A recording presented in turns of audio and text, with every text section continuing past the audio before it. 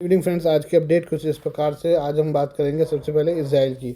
Israel defence force IDF ने दावा किया है कि उसने एक हवाई हमले में हिजबुल्ला के स्थानीय डिप्टी कमांडर नासिर अब्द अल अजीज़ राशिद को मार दिया है। आईडीएफ की ओर से शनिवार को जारी बयान में ये जानकारी दी गई है। इसराइल के लड़ाकू विमानों ने शुक्रवार को दक्षिणी लेबनान के बिंट जेबिल जिले में हमला किया था। इस हमले में राशिद भी मारा गया। आईडीएफ का कहना है कि राशिद दक्षिणी लेबनान के बिंट जेबिल में हिजबुल्ला का डिप्टी कमांडर था और काफ़ी समय से इसराइल की हिट लिस्ट में था। आईडीएफ के मुताबिक राशिद दक्षिणी लेबनान के कई शहरों से इसराइल पर रॉकेट हमले के लिए जिम्मेदार था। ऐसे में लंबे समय से आईडीएफ को राशिद की तलाश थी। शुक्रवार को उसने कमांडर राशिद को निशाना बनाते हुए बमबारी किया, उसको मार डाला। इसराइली सेना ने अपने इस ऑपरेशन से जुड़ी कुछ तस्वीरें और फुटेज भी जारी की हैं। आईडीएफ का कहना है कि दक्षिणी लेबनान में हिजबुल्ला के खिलाफ उसका सैन्य अभियान लगातार जारी है। राशिद को मारने के अलावा आईडीएफ ने पिछले 24 घंटों में उत्तरी इजरायली समुदायों की ओर लॉन्च करने के लिए तैयार किए गए Kornet anti tank missile launcher समेत कई हथियारों का पता लगाया और उन्हें नष्ट करने का भी दावा किया है। इजरायली सेना दक्षिणी लेबनान में हिजबुल्ला की सुरंगों और अन्य ठिकानों को भी निशाना बना रही है।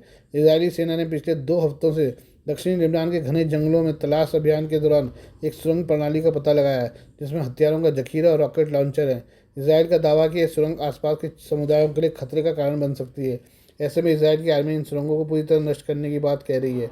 लेबनान में इसराइली हमलों में एक महीने में करीब 10 लाख लोग बेघर हो चुके हैं। वहीं गाज़ा में भी इसराइल ने हमले जारी रखे हुए हैं। इसराइल के ताज़ा हमले में 11 लोगों की मौत हुई है। फिलिस्तीनी चिकित्सा अधिकारी के मुताबिक रिहायशी इमारत पर किए गए इसराइली सेना के हमले में 3 बच्चों सहित 11 लोगों की मौत हो गई है। दीर अल बहा स्थित अल अक्सा शहीद अस्पताल ने बताया कि इसराइल ने शनिवार सुबह मध्य गाज़ा में मगाजी शरणार्थी शिविर पर हमला किया, जिसमें एक ही परिवार के 11 लोगों की जान चली गई।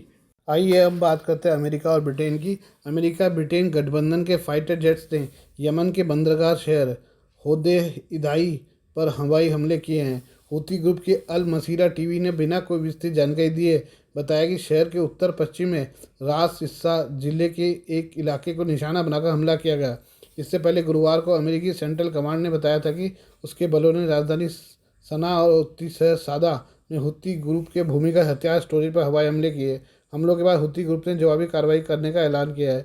समाचार एजेंसी सिन्हुआ ने अल मसीरा टीवी के हवाले से बताया कि अमेरिका ब्रिटिश गठबंधन ने इन घटनाओं पर कोई टिप्पणी नहीं की। होदेइदा के निवासियों ने सिन्हुआ को बातचीत में कहा कि उन्होंने आधी रात से 1 घंटे पहले जोरदार विस्फोटों की आवाज़ें सुनी। यमन में गृह युद्ध छिड़ने के बाद 2014 के अंत से ही हुती विद्रोहियों ने होदेइदा और कई अन्य उत्तरी शहरों पर नियंत्रण कर लिया था, जिसके कारण अंतर्राष्ट्रीय स्तर पर मान्यता प्राप्त यमनी सरकार को राजधानी सना से बाहर होना पड़ा। पिछले साल नवंबर से हुती ग्रुप गाज़ा में फ़लस्तीनियों के साथ एकजुटता दिखाने के लिए लाल सागर और अदन की खाड़ी में इसराइल से संबंधित जहाज़ों को निशाना बनाकर रॉकेट और ड्रोन हमले कर रहा है। इसके जवाब में यूके यूएस नौसेना गठबंधन हुती टारगेट के खिलाफ एयर स्ट्राइक कर रहा है, लेकिन वो हुती ग्रुप को रोकने में नाकाम रहा है। इस बीच हुती विद्रोहियों ने दावा किया कि उन्होंने अरब सागर में एक जहाज़ को निशाना बनाया और इसके लिए बम से लदे ड्रोन का इस्तेमाल किया। ग्रुप ने कहा कि हमला लेबनान और फ़िलिस्तीन के समर्थन में किया गया है। हालांकि हुती ग्रुप ने हमले का समय नहीं बताया। हुती ग्रुप के अल मसीरा टीवी पर समूह के सैन्य प्रवक्ता याहिया सरिया ने कहा है कि फ़िलिस्तीन और लेबनानी प्रतिरोधों के समर्थन में हमारे बलों ने अरब सागर में जहाज़ मेगालोपोलिस को कई ड्रोनों से निशाना बनाया।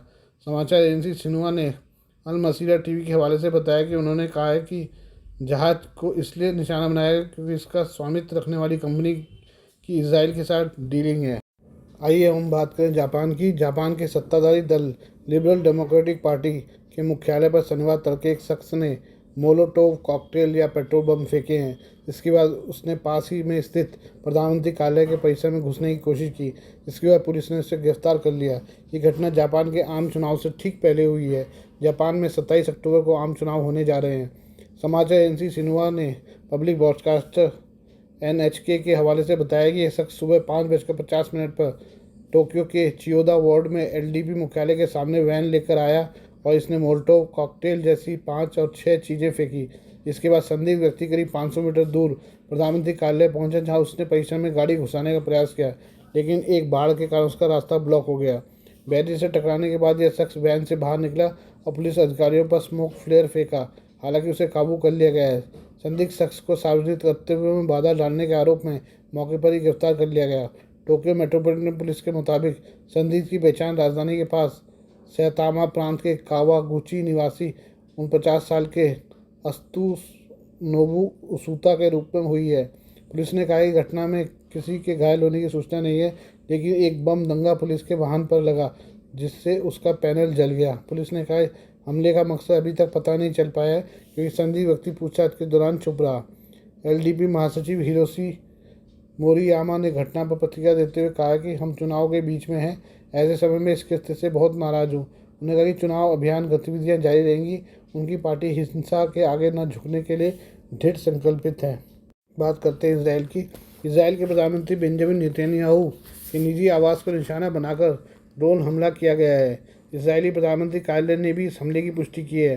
लेबनान से यह ड्रोन हमला किया गया है, जिसके बाद इस हमले का शक हिजबुल्लाह पर जताया जा रहा है। हालांकि अभी तक न तो हिजबुल्लाह और न ही किसी अन्य संगठन ने इस हमले की जिम्मेदारी ली है। इजरायली पीएम के आवास पर हुए हमले में किसी तरह के नुकसान की खबर नहीं है। इजरायली पीएमओ प्रधानमंत्री कार्यालय ने भी नेतन्याहू के निजी आवास पर हमले की पुष्टि की है। उन्होंने बताया कि हमले के वक्त न पीएम नेतन्याहू न ही उनकी पत्नी घर पर मौजूद थे, जिससे इस हमले में किसी तरह के नुकसान की खबर नहीं है। स्वास्थ्य विभाग के अधिकारियों ने बताया कि हमले में कोई घायल नहीं हुआ है। यह हमला इसराइल के कायसेरिया इलाके में स्थित पीएम बेंजामिन नेतन्याहू के निजी आवास पर हुआ। कायसेरिया इसराइल का तटीय शहर है और इस घर का इस्तेमाल नेतन्याहू के परिवार द्वारा छुट्टियों के लिए किया जाता है। इजरायली सेना ने बताया कि लेबनान से 3 ड्रोन दागे गए थे, जिसमें से 2 ड्रोन का हवाई सुरक्षा प्रणाली ने हवा में ही तबाह कर दिया। वहीं एक ड्रोन रिहायशी इमारत से टकराया है। इसी इमारत में बेंजामिन नेतन्याहू का निजी आवास है। इससे पहले इजरायली सेना ने बताया कि लेबनान से कई रॉकेट इजरायली शहर हाइफा पर दागे गए थे। इस हमले के चलते हाइफा के चेतावनी सायरन बजने लगे। हालांकि ये रॉकेट खुले इलाके में गिरे, जिससे किसी नुकसान की खबर नहीं है। आईडीएफ घटनाओं की जांच कर रही है।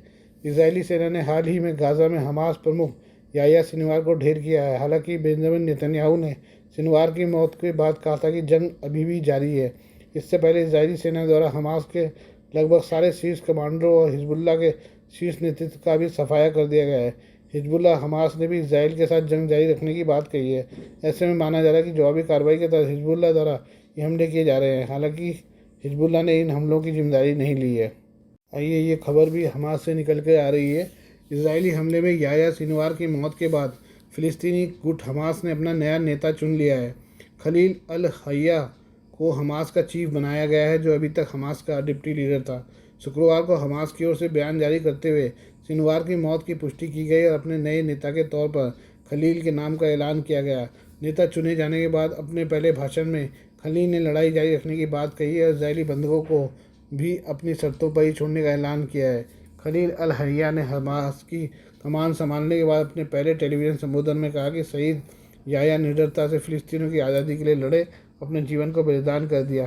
खलील ने कहा कि याह्या का अंत बहादुरी से लड़ते हुए हुआ है।